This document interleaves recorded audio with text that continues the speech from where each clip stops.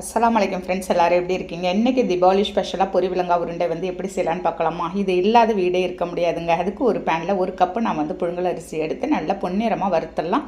வறுத்ததை ஒரு பிளேட்டில் கொட்டி ஆற வச்சிடுறேன். அரை கப்பு திரும்ப நான் பாசிப்பருப்பு எடுத்து அதே பேனில் வறுத்துட்டேங்க.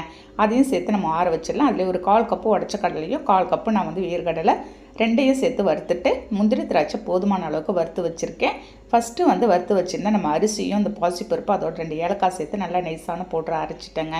பாருங்கள், இதை ஒரு பிளேட்டில் கொட்டிட்டு வறுத்து வச்சுருந்த முந்திரி திராட்சை உடச்ச கடலை வேர்க்கடலை எல்லாத்தையும் சேர்த்து ஒரு மிக்ஸ் கொடுத்துடலாம்.